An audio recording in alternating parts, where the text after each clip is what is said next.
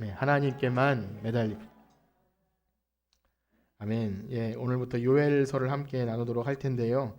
여러분 기억하실지 모르겠지만 우리는 이 골로새서 이전에 호세아서를 함께 나누면서 제가 12 소선지, 선지서 중에 선지자가 키가 작아서가 아니라 분량이 적은 선지서 12개를 함께 살펴보겠다는 말씀을 드린 적이 있습니다. 특별히 이 소선지를 함께 나누는 이유에 대해서는 모든 성경이 다 그 시대에 적실한 우리의 삶의 교훈을 주겠지만 오늘날과 같이 참 여러 가지 재난과 또 그로 인해서 우리 신앙인들에게 닥쳐지는 여러 가지 혼란스러운 문제들, 예배에 대해서 또 교회에 대해서 우리는 복음 전하는 자로서의 신앙인의 삶, 이런 것들이 근본적으로 흔들릴 수밖에 없는 혼란스러운 시기를 살아가는 요즘과 같은 현실에 우리에게 주는 교훈이 참 적실하다, 이런 생각이 많이 들었습니다.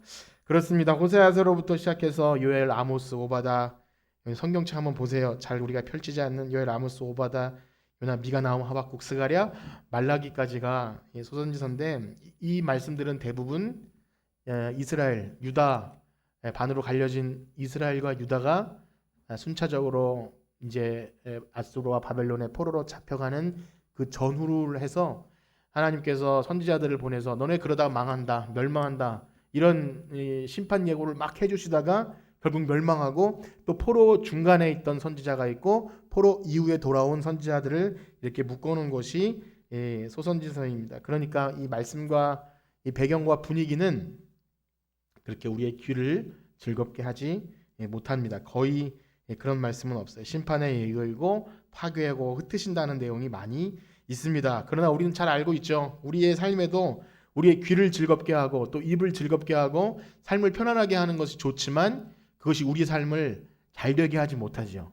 먹는 것도 그렇고 우리가 눈으로 보는 것, 또 편안한 삶, 이런 것들이 우리 삶을 건강하게 하거나 꼭 좋게 하진 않습니다. 그렇습니다. 특별히 하나님의 백성이 이 땅에 살아가는 동안 만약 세상의 즐거움을 쫓아서 살기만 한다면 결국 우리가 이 땅에 소망을 두는 사람이 아닌데 이 땅의 것이 멸망할 때 거기 가슴 아파하고 하늘의 소망을 두지 못하면 뭔가 일이 잘 안 될 때 거기에 몰두할 수밖에 없는. 그래서 여러분, 우리 하나님 백성들은 세상의 즐거움이 아닌 하늘의 소망을 두는 사람인 줄 믿습니다. 그렇기 때문에 주시는 모든 말씀들은요, 우리 신앙인의 삶에 뼈가 되고 살이 되고 교훈이 되는데, 특별히 달고 오묘한 말씀만 있으면 좋겠지만 이처럼 우리의 고름과 같은 것을 짜내야 되고, 그래서 심정과 폐부를 찌를 수밖에 없는 그런 아픈 말씀들이라 할지라도 이 모든 하나님의 말씀이 우리 삶에 피가 되고 살이 되고 교훈이 되고 또 책망이 돼서 우리를 하나님의 백성으로 온전하게 서게 할 줄을 믿습니다. 우리 그런 마음 가지고 요엘에서 볼 텐데, 먼저 1장 1절을 다시 한번 읽어보겠습니다. 시작. 부들의 아들 요엘에게 임한 여호와의 말씀이니라. 아멘. 1절은 그냥 제목이라고 생각하시면 됩니다. 선지서들이 거의 그렇게 시작을 해요. 누구에게 임한 하나님의 말씀, 거의 그런데 이 구약 시대에는 한 사람에게 하나님의 말씀이 임해서 이렇게 특별히 그에게 하나님의 뜻을 계시한다 그러죠. 한 사람을 불러서 하나님의 영이 임하죠. 이제 후로 보시겠지만, 그런데 이 요엘서 2장 28절에 우리가 되게 유명하게 아는 말씀, 그 후에 내가 내 영을 만민에게 부어주리니 자녀들은 장래일을 말할 것이고 아비들은 꿈을 꾸고, 어서 많이 들어본 것 같죠. 요엘에 나온 건데 후에 성령이 임하셨을 때 사도행전에 보면 베드로가 이 요엘 말씀을 이렇게 해석해서 우리가 자주 부르는 찬양, 자녀들은 예언할 것이요 청년들은 환상을 보고, 이 말씀을 성령이 임한 사건에 적용합니다. 그러니 이 요엘 안에서도 큰 전환이 이루어지는 거예요.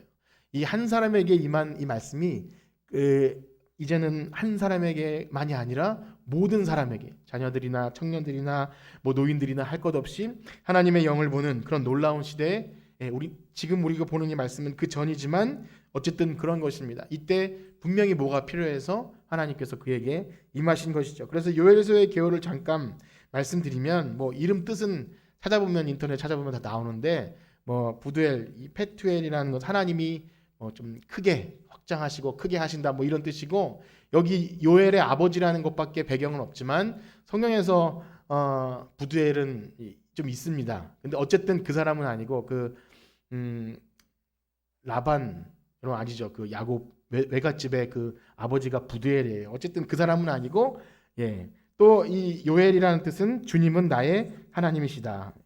흔한 이름입니다. 당시에 아주 흔한 이름인데 이름 뜻보다도 중요한 것은 이 3장으로 구성된 요엘서는 다른 시대와 다른 선지서와 다르게 배경이 조금 불분명합니다. 그러니까 호세아서는 여로보암 2세 때고 뭐 이사야서는 우시아 왕, 뭐 요담 이렇게 뭐 무슨 왕들이 나오는데 요엘서는 그런 배경이 잘 있지 않아요. 그래서 잘 이렇게 도대체 언제인가 포로 이전인가 포로 이후인가가 논쟁이 되곤 합니다. 예, 제가 성경 저자에 대해서 말씀드리는 이유는요. 여러분 우리가 성경을 볼 때 이 성경이 하나님의 감동으로 된 것이지만 성경은요 그 인간 저자에게 하나님의 영이 임해서 기계적으로 너 받아 적어 해가지고 그냥 이게 쭉 쓴 대필이 아니라 그 사람의 인격과 삶과 그 시대적 정황에 맞춰서 그것이 삶으로 묻어 나옵니다. 때로는 왜 호세아는 결혼을 이상한 여자와 결혼을 시켜서 이렇게 삶의 그 고통 가운데 쓰여지곤 하지 않습니까? 그것처럼 그 사람의 언어와 느끼는 정서와 감정을 가지고 그렇게 기록된 것이 성경책이에요. 그래서 그 당시에 이 배경이나 그 사람이 어떤 삶을 살았는지는 참 중요합니다. 우리 예를 들어서 세상의 문학도요. 여러분 그런 시 아시나요? 빼앗긴들에도 봄은 오는가. 되게 뭐 엄청난 시 같지만 그 시를 들을 때 그 배경을 모르면 이 시인은 이 봄을 굉장히 기다리는구나. 뭔가 빼앗겼구나. 뭐 여러 가지 해석이 있을 수 있지만 이 이상화 시인의 빼앗긴들에도 봄이 오는가는 일제 강점기에 민족을 빼앗긴 나라를 빼앗긴 그 아픔을 가지고 적은 시 아닙니까? 그래서 배경을 알면 훨씬 그 느껴지는 게 다르죠.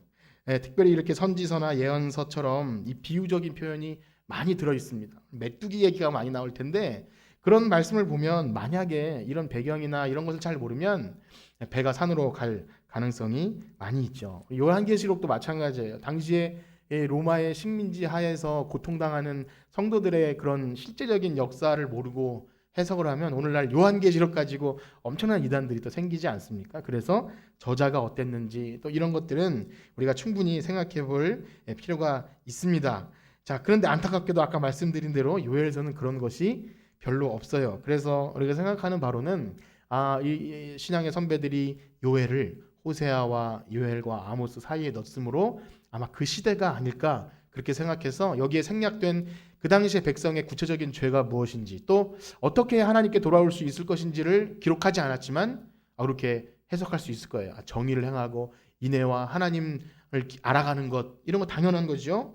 또한 이 포로 이후에 쓰여졌다는 그런 근거들도 많이 있는데 그것도 역시 나름대로 그런 배경을 가지고 읽으시면 됩니다. 그러나 또 우리가 성경을 볼 때 생각할 것은 성경에서 그러한 배경을 많이 기록하지 않았다면 그런 이유가 있는 거예요.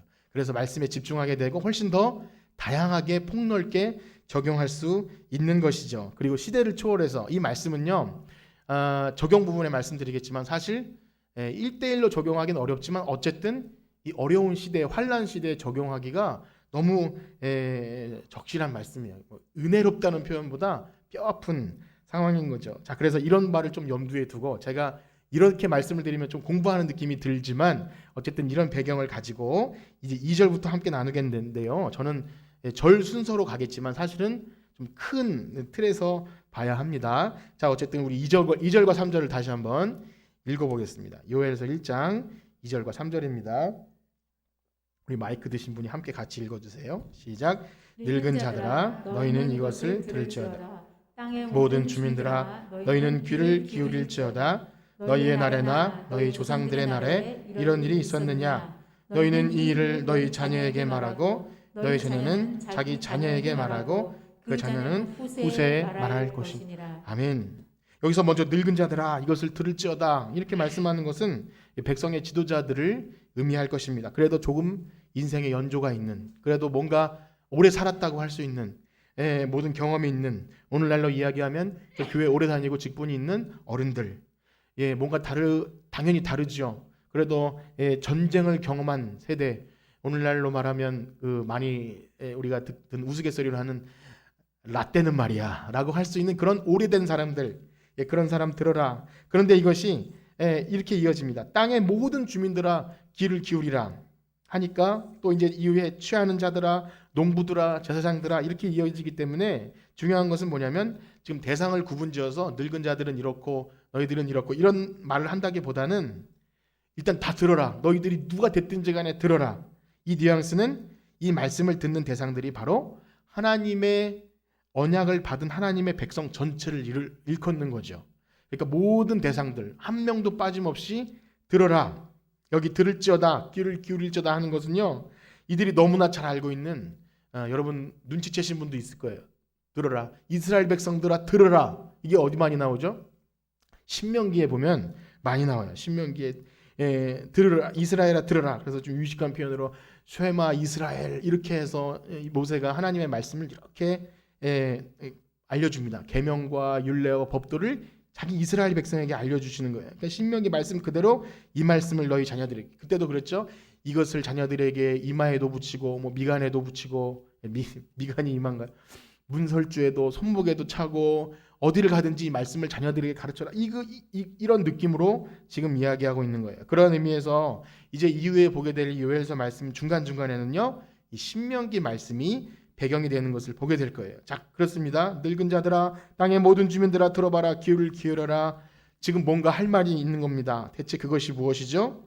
네, 그렇습니다. 이것은 바로 이 언약 백성이 하나님을 따라야 될 그 신명기의 하나님의 언약 백성이 세상과 짝하고 우상을 섬기고 자기 멋대로 살아가는 무서운 일들이 벌어졌을 때 이런 일들이 일어난다는 거예요. 4절 말씀 읽어보겠습니다. 4절 시작. 팥중이가 남긴 것을 메뚜기가 먹고 메뚜기가 남긴 것을 느치가 먹고 느치가 남긴 것을 황충이 먹었도다.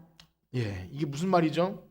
예, 팥중이, 메뚜기, 잘 우리가 쓰지 않는 말인데 황충은 좀 들어본 것 같은데 다 메뚜기 말하는 거예요. 다 메뚜기. 이것을 네 가지로 표현하는 것을 여러 가지 메뚜기가 자라는 성장 과정이 이렇다라고 하는 사람도 있고 또 이것이 세상의 어떤 여러 나라들 여러 가지 해석이 있지만 중요한 건 지금 느낌이 어떻습니까? 다 메뚜기라고 친다면 이것을 먹은 것을 남은 것을 메뚜기가 먹고 또 이것도 어떻게 남았다 싶었는데 느치가 와서 먹고 또 황충이 와서 먹었다. 완전히 거덜난 재앙 상황을 말하고 있는 거예요. 그렇습니다. 출애굽한 이스라엘 백성들에게는요, 이 그들을 압제했던 애굽에 내려진 재앙 중에 메뚜기 재앙이 있지 않았습니까? 그리고 실제로 지금도 그쪽 지방에는 가끔씩 그 메뚜기가 완전히 그 모든 농작물을 쓸어버리는 그런 현상들이 있는 것을 뉴스를 통해서 보게 됩니다. 그런데 여러분 이것은요, 그냥 어떤 극심한 곤충, 벌레의 습격 그냥 그런 자연재해의 일반적인 것이 아니라 바로 하나님이 자기 백성에게 복을 얘기하시면서 저주를 얘기하실 때 들려줬던 말씀이라는 거예요. 그래서 우리 다시 신명기 말씀을 한번 보실까요? 신명기 28장에 38절에서 42절인데요. 우리 한번 그 부분을 다 읽어보도록 하겠습니다. 또 마이크를 같이 읽어주시면서 쭉 읽어보겠습니다. 38절부터 시작. 내가 많은 종자를 들에 뿌릴지라도 메뚜기가 먹음으로 거둘 것이 적을 것이며 내가 포도원을 심고 가꿀지라도 벌레가 먹음으로 포도를 따지 못하고 포도주를 마시지 못할 것이며 내 모든 경내에 감람나무가 있을지라도 그 열매가 떨어지므로 그 기름을 내 몸에 바르지 못할 것이며 네가 자녀를 낳을지라도 그들이 포로가 되므로 너와 함께 있지 못할 것이며 내 모든 나무와 토지 소사는 메뚜기가 먹을 것이며. 아멘하기 끔찍한 그런 말씀이죠. 우리는 신명기 28장에 전반부 내용을 너무나 잘 알아요. 들어가도 복을 받고 나가도 복을 받고 떡반죽 그릇에서 복을 받고 메뚜기와 황충을 금해 주신다는 그 복의 말씀은 짧지만 사실 뒤에 엄청난 말씀이 뭐냐면 그 축복의 분량보다 훨씬 많은 내용이 이 저주의 내용인데 그 부분은 설교하기도 어렵고 우리가 같이 나누기도 너무나 어려운 끔찍한 말씀이에요. 그러면 우리가 드는 한 가지 생각이 있어요. 그렇다면 이것은 농업을 배경으로 하는 그런 시대에 농사가 망쳐지는 그런 메뚜기 재앙. 아까 말씀드린 대로 실제로 메뚜기가 그 동네에 있으니까 그런 재앙들 이겠구나. 물론 그것도 포함합니다. 농사를 지었는데 실제로 그렇게 모든 이 질병이나 모든 그 병이 있지 않습니까?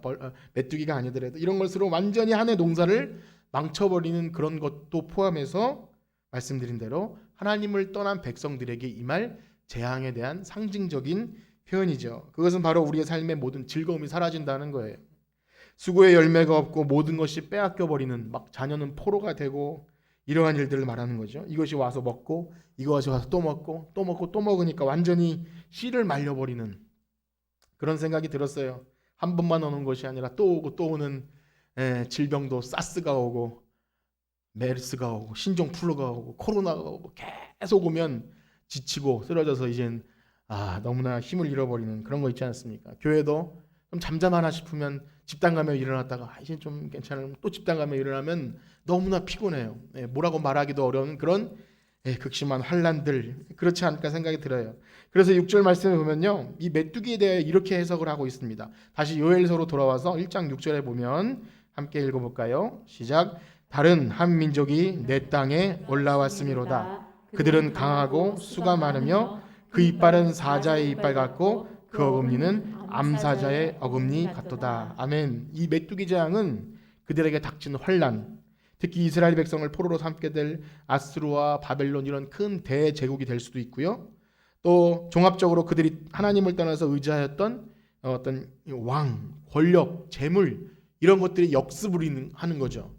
그들이 하나님을 떠나서 왕을 달라고, 우리도 저 나라처럼 엄청난 군사를 갖고 싶어 했던 그것들에 인해서 이제 완전히 역습, 재앙을, 우리 세계도 무슨 역습이라는 말을 쓰죠. 자연을 이렇게 파괴하고 또 일회용 제품을 많이 쓰는 그런 것들이 오히려 우리를 더 피폐하게 하는 그런 상황이 됐다는 거예요. 그래서 지금 이스라엘 하나님은요, 요엘 선지자를 통해서 메뚜기 떼로 상징되는 이 재앙이 왜 일어나는지를 선포하심으로써 목적이 무엇입니까? 지금 자신들이 겪는 환란이 왜 일어나고 있는지를 고민하게 만드는 거예요. 지금 우리가 왜 이렇게 고통당하고 있지? 어떻게 해야 하는가? 그렇습니다. 지금 선포되는 말씀의 목적은 너희들이 이 상황을 알라는 거예요. 직시하라는 거죠. 그리고 뭐 하라는 걸까요? 해결책을 강구하라는 걸까요? 어떻게 해야 되죠? 백신을 만들고, 그 다음에 방역을 철저하기 위해서 이렇게 사회적 거리 두기를 하고, 그 당시는 없었겠지만 메뚜기 떼를 잡기 위해 방역을 이렇게 소독차를 뿌리고 강력한 걸 해서 우리가 이겨내자. 이것도 해야 될 일이지만 뭘까요?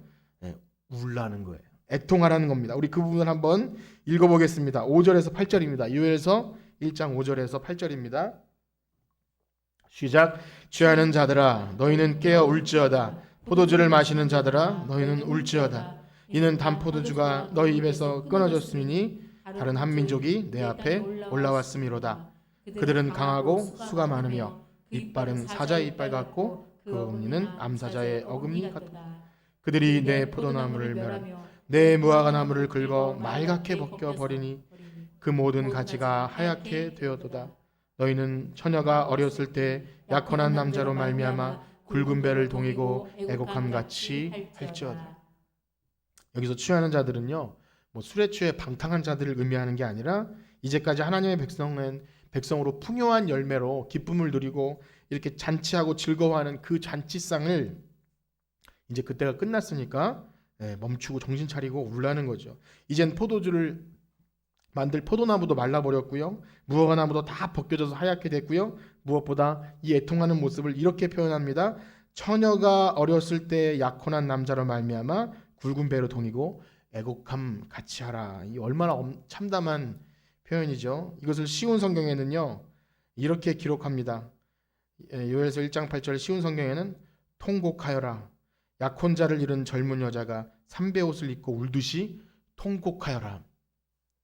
약혼한 남자니까 같이 살아보지도 못하고 남편이 죽은 그 어린 처녀, 지금 정서로는 잘 이해가 안 될 수도 있죠. 더 슬픈 거는 부모님이 돌아가시거나 자녀가 죽는 것이 더 슬플 수도 있는데 이 큰 고통을 왜 남편을 잃어버린 신부에 표현했을까요? 우린 너무나 잘 알고 있습니다. 성경에서 잔치는요, 신부가 신랑을 맞이하는 그 혼인 잔치를 의미할 때가 굉장히 많아요.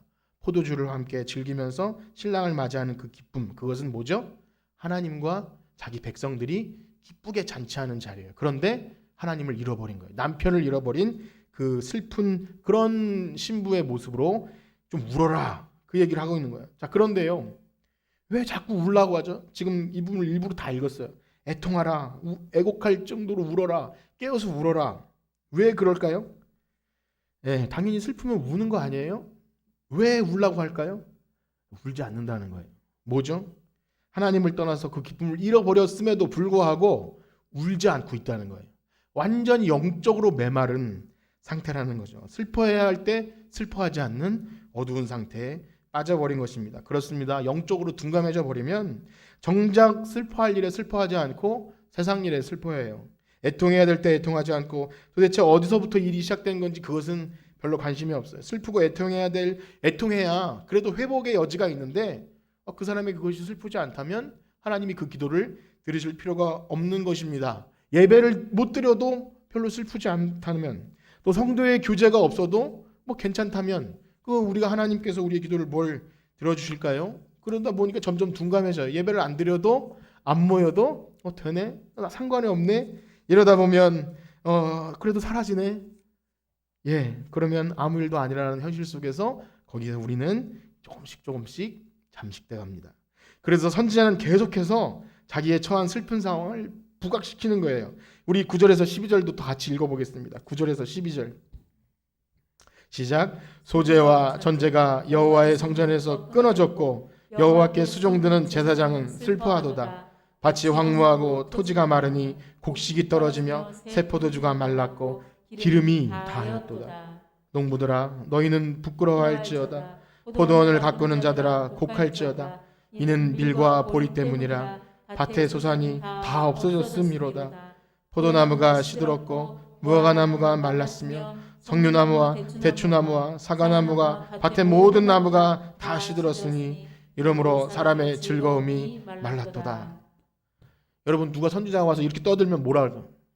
입 좀 다물고 부정적인 소리 좀 그만하라고 싶을 정도로 계속하는 거예요. 계속합니다. 왜 그럴까요? 좀 울라고. 여러분 그런데 그 황폐함이 어디로 연결됩니까? 다 말라버린 황폐함이 오늘 보니까 예배를 드리지 못하는 상황으로 연결되죠. 메뚜기 떼가 다 먹어버리니까 가루 소재가 없는 거예요. 포도나무가 없으니까 전제는 부어드리는 제사인데 포도주가 없는 겁니다. 그러니 제사장이 슬퍼합니다. 수종드는 제사장이 슬퍼하고 농부들도 부끄러워합니다. 1년 동안 농사를 지어서 하나님께 드려야 되는데 그 열매가 없는 거죠. 포도나무, 무화과나무, 석류나무, 나중에 그 하박국인가요? 무화과나무 잎이 마르고 밭에 열매가 없어. 뭐 기뻐하리로다 이런 것도 있지만 지금은 기뻐할 수가 없는 거예요. 당장 임한 심판 때문에. 그래서 12절 마지막에 보면 사람의 즐거움이 말랐도다. 여러분 이스라엘 백성의 정체성은요. 하나님이 그 삶을 풍성하게 채워주시고 그래서 그것을 넘치게 채워주실 때 그 열매를 가지고 기뻐하면서 추수를 하면서 돌아와서 그걸 먹고 마시고 제사를 드리며 그 공동체가 즐거워하면서 하나님께 축제를 할 때 우리는 하나님 백성이구나. 그거를 알았습니다. 스스로 그렇게 알았어요. 그래서 지금 요엘이 말하고 있는 것은 사람의 즐거움이 말라버린 그 상황도 바로 신명기 말씀에서 하나님이 이미 예언하신 그 말씀들이 이루어지고 있는 상황이라는 거예요. 다시 신명기 말씀 한번 보실까요? 신명기 12장 5절에서 7절입니다. 신명기 12장 5절에서 7절 시작. 오직 너희 하나님 여호와께서 자기의 이름을 두시려고 너희 모든 지파 중에서 택하신 곳인 그 계실 곳으로 찾아 나아가서 너희의 번제와 너희의 제물과 너희의 실을조와 너희의 손의 거제와 너희의 서원제와 낙헌 예물과 너희의 소와 양의 처음 난 것들을 너희는 그리로 가져다가 드리고 거기 곧 너희 하나님 여호와 앞에서 먹고 너희 하나님 여호와께서 너희의 손으로 수고한 일에 복 주심으로 말미암아 너희와 너희 가족이 즐거워할지니라. 아멘. 이렇게 돼야 되는데 요엘서 보니까 사람의 즐거움이 말라버렸도다. 하나님은요 자기 백성이 주신 풍성한 열매로 기뻐하면서 즐거워하면서 잔치 벌이는 걸 너무나 좋아해요. 예배가 그런 자리죠. 그래서 시편 133편에는 형제가 연합하여 동거함이 어찌 그리 아름다운지. 뭐 비대면 얘기하지만 뼈 아픈 고통스러운 거예요. 형제가 연합하여 동거함이 어찌 그리 아름다운지. 우리가 서로 먹을 것을 나누고 기뻐하며 뭐 문화적으로 차이가 있지만 입맞춤으로 즐거워하고 안아주고 손잡아주는 것이 성도의 교제가 하나님 보시기에 너무나 아름다운 건데 지금 뭐죠? 그것을 할 수 없는 상황이라는 것입니다. 지금 무엇이죠? 이스라엘 백성의 죄로 말미암아 그 풍요로움이 다 말라버렸기에 하나님께 드릴 것이 없는 것. 성전에는 아무런 제사도 없고 헌물도 없는 안타까운. 그래서 제사장들도 또 슬퍼하라고 합니다. 우리 13절에서 16절을 읽어보겠습니다. 13절에서 16절입니다. 시작. 제사장들아 너희는 굵은 배를 동이고 슬피 울지어다. 제단에 수종드는 자들아 너희는 울지어다. 내 하나님께 수종드는 자들아 너희는 와서 굵은 배 옷을 입고 밤이 새도록 누울지어다. 이는 소제와 전제를 너희 하나님의 성전에 드리지 못함이로다. 너희는 금시기를 정하고 성회를 소집하여 장로들과 이 땅의 모든 주민들을 너희 하나님 여호와의 성전으로 모으고 여호와께 부르짖을지어다. 슬프다 그날이여 여호와의 날이 가까웠으니 곧 멸망같이 전능자에게로부터 이르리로다. 먹을 것이 우리 눈앞에 끊어지지 아니하였느냐? 기쁨과 즐거움이 우리 하나님의 성전에서 끊어지지 아니하였느냐? 저는 오늘날 우리가 처한 상황이 이 상황이 아닌가 아주 조심스럽고 두렵게 생각합니다. 사실 오늘날의 현실을 말씀과 1대1로 적용하는 것은 매우 조심스럽고 어려운 일이고 정답도 아닙니다. 그러나 이 메뚜기 재앙은 실제로 곡식을 갉아먹어버리는 무서운 벌레이기도 했지만 그들을 포로로 삼는 무서운 제국이기도 했고요. 실제로 삶을 아주 피폐하게 만드는 자연재해와 질병과 재앙을 의미하기 때문에 우리는 겸손한 마음으로 말씀을 적용해야 됩니다. 문제는요, 경제가 어렵고 뭐 학교에 못 가고 자유롭게 여행을 못 가고 또 수입이 줄어들고 경제가 그래서 자영업자가 죽어나가는 건 너무 슬픈 일이지만 가장 두려운 것은 우리가 자유롭게 예배드리지 못하는 것, 하나님 앞에서 기뻐 뛰놀지 못하고 성도의 교제가 두려워지는 오늘날 우리는 애통해야 할 줄 믿습니다. 여러분 이 일로 애통하시나요? 여러분 그렇습니다. 하나님의 백성에게는 우연이라는 것은 없습니다. 하나님은 자기 백성에게 울어야 할 일이 있으면 울게 하시죠. 하나님은 그 일 때문에 우리를 깨닫게 하십니다. 그것이 바로 전능자로부터 임하는 여호와의 날입니다. 이날은 울어야 되고 애통해야 되고 부르짖어야 합니다.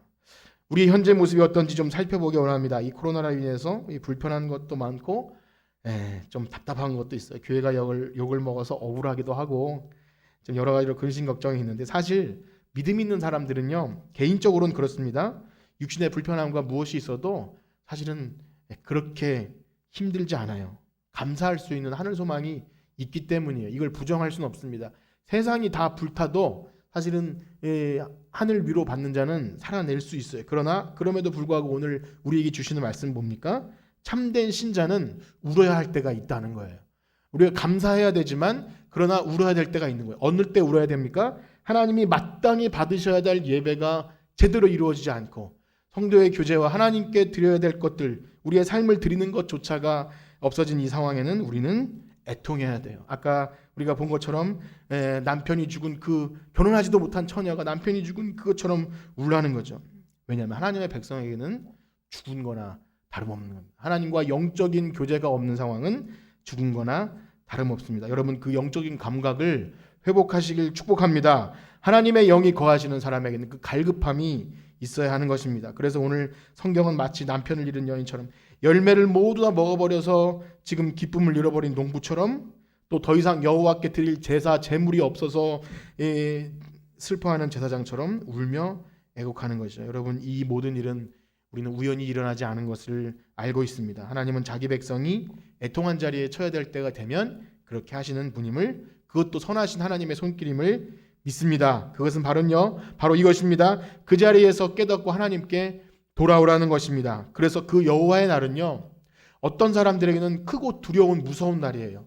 끝까지 그 돌아오라는 말씀을 듣지 않고 버티면 그 여호와의 날은 심판과 재앙의 날이지만, 그러나 그 음성을 듣고 그 선지자를 통해 들려지는 오늘날 이렇게 복음을 성경 말씀을 통해 선포되는 말씀을 듣고 울고 회복하고 자복하면서 돌아오는 그 백성을 하나님은 자기의 날개 그늘 아래 모으시고 새롭게 하시고 회복시켜 주실 줄 믿습니다. 오늘 말씀을 이렇게 마치겠습니다. 이제 요엘서를 비롯한 선지서들은요, 이 여호와의 날이라는 그 중요한 주제가 계속해서 선포될 것입니다. 이제 우리는 전개되는 이 요엘 말씀을 통해서 여호와의 날이라는 것을 생각하게 될 텐데, 어떤 사람에게는 그것이 크고 두려운 심판의 날이겠지만, 여러분 우리 믿는 사람들에게는 회복과 성령 기름 부으시는 날인 줄 믿습니다. 그래서 울며 씨를 뿌리는 사람에게는 기쁨으로 다든을 거두는 것처럼 우리에게 임한 어려운 상황들이 불평으로 바라보는 것이 아니라 하나님께 우리가 근심하며 또 애통하며 우리가 어떻게 해야 됩니까? 자복하는 우리가 되길 바라고요. 여러분, 우리가 애통하는 것을 한번 생각해 보기 원합니다. 우리 어떤 일에 슬퍼하죠? 세상 사람들처럼 성공하지 못해서, 혹은 그 땅을, 그 집을 그때 팔지 않고 그때 샀으면 더 많이 올랐을 텐데 아깝다, 이런 일에 슬퍼한다든지, 아니면 내가 취할 것을 덜 취해서 그런 일에 슬퍼하십니까? 아니면 오늘날 우리 말씀 본 것처럼 하나님께 드릴 것이 없어서 예배 드리지 못해서 이런 일을 슬퍼하십니까? 여러분, 하나님께 드릴 열매가 없으므로 슬퍼해야 할 줄 믿습니다. 그런데 하나님의 뜻대로 하는 것이면 후회할 것이 없는 구원에 이르게 하는 회개를 이루게 합니다. 그래서 오늘 하나님께서 우리에게 주신 복을 잘 관리 못해서 우리가 그런 어려움을 당했다면 울며 회복하며 자복하고, 여러분들에게 막 금식하십시오 그렇게 하지 않겠습니다. 그러나 각자의 자리에서 이 말씀을 뼈아프게 생각하며 우리가 어떻게 하나님께 돌아갈 수 있겠는가, 회개하며 근신하며 이 크고 두려운 날이 심판의 날이 아닌 구원의 날, 회복의 날이 되기를 간절히 소원합니다. 우리 찬양 드리시고 마실 텐데요, 이 땅의 황무함을 보소서. 하늘의 하나님 긍휼을 베푸시는 주여, 하나님 우리에게 긍휼을 베풀어 주시옵소서. 우리 이런 마음 가지고 이 찬양하고 기도하고 마치겠습니다.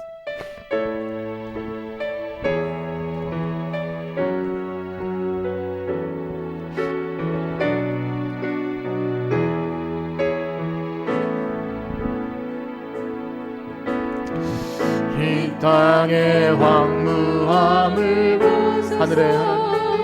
하늘의 하나님 긍휼을 베푸시는 우리의 죄악 용서하소서. 우리의 죄악 용서하소서. 이 땅 고쳐주소서. 이 땅 고쳐주소서. 이제 우리 모두 이 땅에 무너진 기초를 다시 우리의 우상들을 태우신 우리의 우상들을 태우신 성령의 불 임하소서. 성령의 불 임하소서. 불의 불길 타오르게 하소서. 아멘. 새롭게 하소서. 은혜의 강물 흐르게 하소서. 성령의 바람 이제 불어라. 오 주의 영광 새날 주소서. 새날 주소서.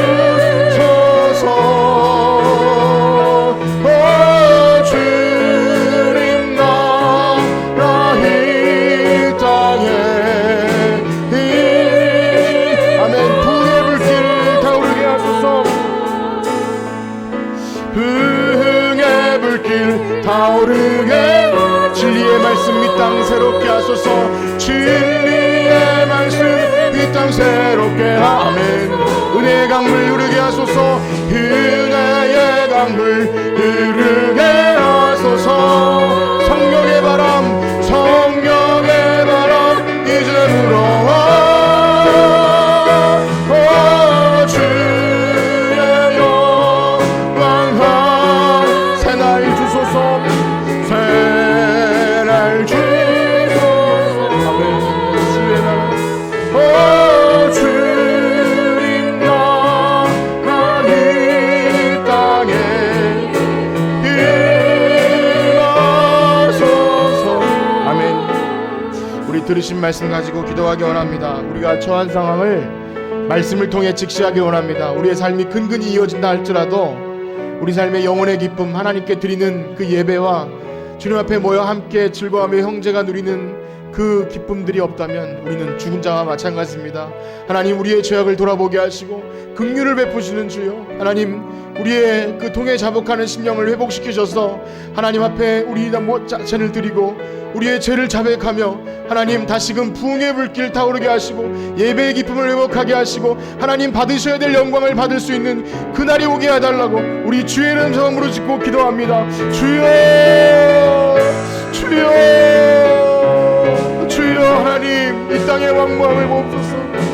하나님, 여러가지 환난과 고통 때문에 하나님 괴롭고 힘들지만 그것보다 더 괴롭고 힘든 것은 믿음의 사람들이 믿음이 떨어지고 하나님 신앙이 식어지며 그냥 그래도 살아갈 수 있다는 그런 낙관적인 마음들 때문입니다. 하나님, 감사해야 될 것과 애통해야 될 것을 알게 하여 주시옵소서. 하나님, 우리의 삶이 그래도 이어진다는 것은 죽은 것이나 다름없습니다. 예배하지 못해도 하나님께 우리의 삶을 드리지 못해도 이어질 수 있다면 그것은 그저 지옥으로 가기 전에 얼마 안 남은 삶을 연명하는 것뿐입니다. 하나님, 우리는 그렇게 창조되지 않았습니다. 하나님, 우리는 주 앞에 놓여 나와서 기뻐 뛰놀며 추수의 기쁨을 누리는 하나님 놀라운 하나님의 백성들임을 고백합니다. 하나님, 이 땅에 사는 동안 하나님이 받으셔야 될 예배가 회복될 수 있도록 이 땅에 이 모든 어려움들이 떠나가고 하나님이 영광 받으실 수 있는 하나님 그 놀라운 영광이 일어날 수 있도록 하나님 우리를 회복시켜 주시옵소서. 우리의 죄를 돌아보게 하여 주시옵소서. 우리가 믿는다 하면서도 제대로 살지 못했던 것 돌아보게 하여 주시옵소서. 하나님 믿는다 하면서도 말씀 보지 못하고 하나님의 말씀이 그런가 하여 보지 못하며 세상에 그 더러운 것들을 탐하였던 죄들을 용서하며 하나님 그것들을 자복할 수 있는 우리 모두가 되게 하여 주시옵소서. 하나님, 우리가 주님 앞에 그렇게 고백할 때 그 크고 두려운 여호와의 날이 심판의 날이 아니라 회복의 날, 구원의 날, 하나님이 우리와 함께 하시는 성령 충만이 나는 날에 주 믿사오니 하나님 우리와 함께 하여 주시옵소서. 하나님, 한 주간 살아가는 동안도 하나님 애통하게 하시고 자복하게 하시고 하나님께 우리의 삶을 하나님 고통 하나님 드리며 울며 씨를 뿌리는 우리 모두가 되게 하여 주시옵소서. 하나님 감사합니다. 인도하여 주시옵소서. 이제는 우리 주 예수 그리스도의 은혜와 하나님의 무한하신 사랑하심과 성령님의 교통하심이 오늘 말씀을 듣고 울며 애통하며 우리 자신을 돌아보길 원하는 성천교회 성도들 머리 위에 이제로부터 영원토록 함께 있을지어다. 아멘.